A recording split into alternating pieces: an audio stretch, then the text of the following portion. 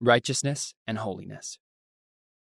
A basic aspect of the image of God in man is righteousness and holiness. St. Paul summoned men to put on the new man, which after God is created in righteousness and true holiness. Ephesians 4:24.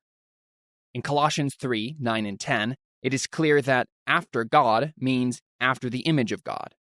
Lie not one to another, seeing ye have put off the old man with his deeds, and have put on the new man, which is renewed in knowledge after the image of him who created him.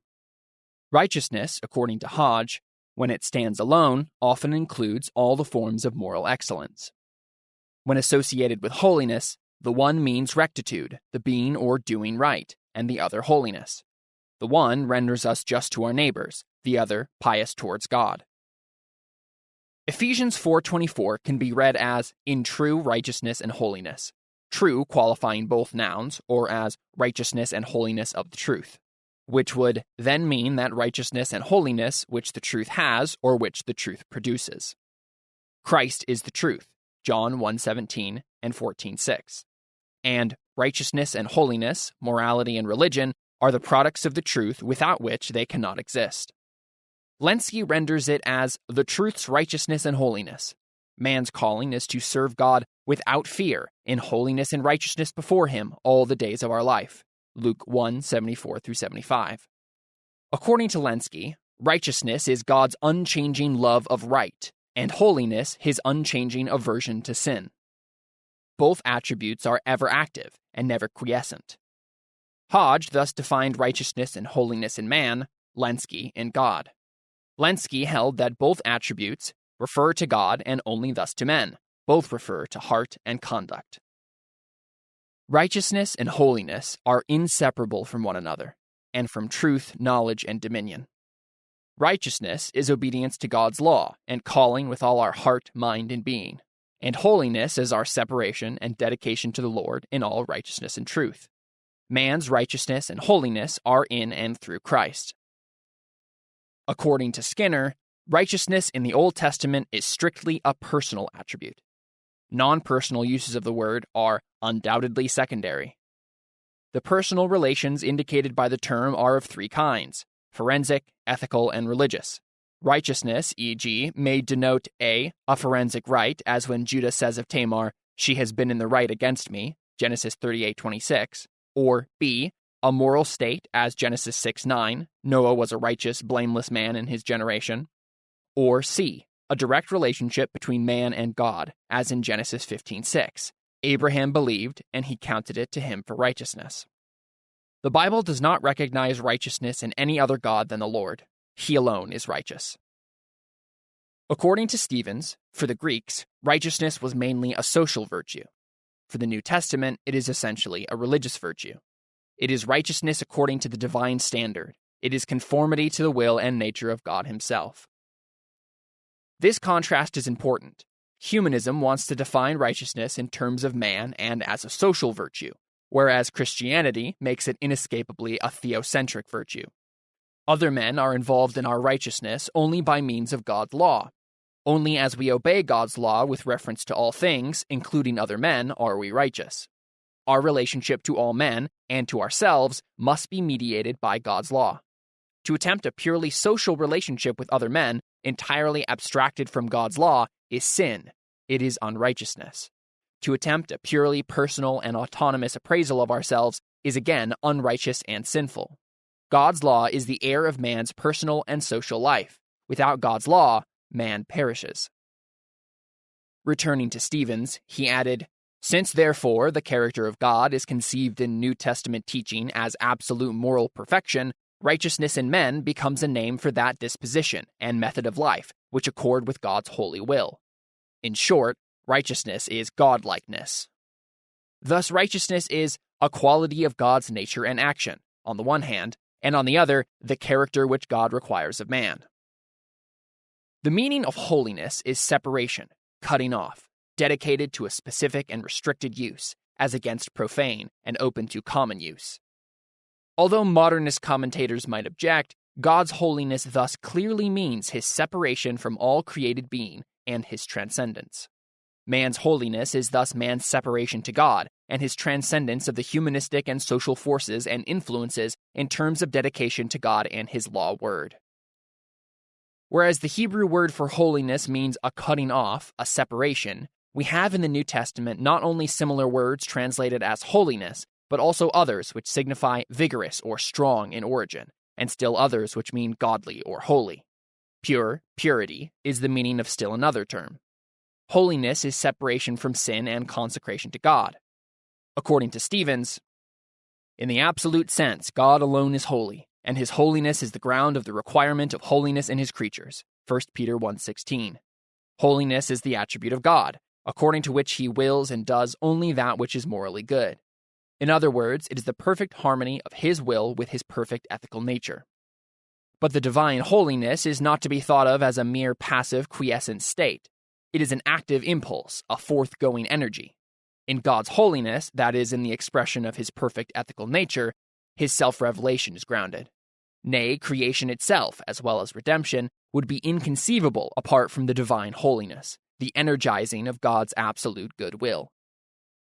Righteousness and holiness are aspects of the image of God in man, but man is fallen, and as a result, sin, rather than righteousness and holiness, marks his being.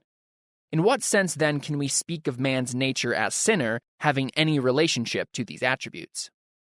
It must be said that, in fallen man, the urge to righteousness and holiness persists. Man, although in total rebellion against God, is still not his own creator. However much Sartre tries in his philosophy to make man's nature a product of man's own creative act, man remains inescapably a creature of God. Since man cannot remake himself, and since man remains always and in all things God's handiwork, man's actions are at best analogical and imitative. Man, the sinner, repeats what God ordains, but he attempts to do it on autonomous grounds. It follows, therefore, that fallen man does strive after righteousness, but only on his own terms. As a result, what he perverts the urge to righteousness into is self-righteousness and self-justification. He justifies his ways before God and man and asserts that his sin is virtue. Man's sin thus becomes his assertion of righteousness. The tempter asserted the righteousness of rebellion against God by implying that God's requirements are sin. Genesis 3:1-5, Matthew 4:1-11. What he posited in so doing was a neutral realm of good and evil, entirely separate from God, whereby man can judge God. In terms of Scripture, however, the good is good for man because it has been set as good for man by God. This is usually expressed by saying that the good is good because God says it is good. As such, it is contrasted with non-Christian thought, which says that the good exists in its own right, and that God strives for that which is good in itself. We do not artificially separate the will of God from the nature of God. It is the nature as well as the will of God that is ultimately good. Yet since this nature of God is personal, there is no sense in which we can say that the good exists in its own right. The neutral transcendental idea of righteousness, which the fallen man posits, is in reality a projection of his own ideas to a position of judgment over God. Instead of God's revealed law, man projects his concepts of righteousness and justice into the universe and then asserts that his intellectual progeny is self-generated. This projection is an aspect of man's claim of autonomy from God. Van Til has pointed out that, when man fell, it was therefore his attempt to do without God in every respect. Man sought his ideals of truth, goodness, and beauty somewhere beyond God, either directly within himself or in the universe about him. God had interpreted the universe for him, or we may say man had interpreted the universe under the direction of God. But now he sought to interpret the universe without reference to God. We mean, of course, without reference to the kind of God defined above. Adam and Eve did not say, "Go to, let us do evil." Instead, they accepted the tempter's assumption that God is unrighteous and thus strives to prevent man from realizing his own deity. Accordingly, they chose the true and higher way to righteousness, a course of autonomous or self-righteousness. Genesis 3:1-5. Not only is righteousness redefined by the sinner, but holiness also. Holiness becomes separation not to God, but from God. The moral freedom of man requires, it is held, the rejection of God's demand for slavish obedience. Man must be free, and freedom is defined as autonomy from God and a rejection of God's law.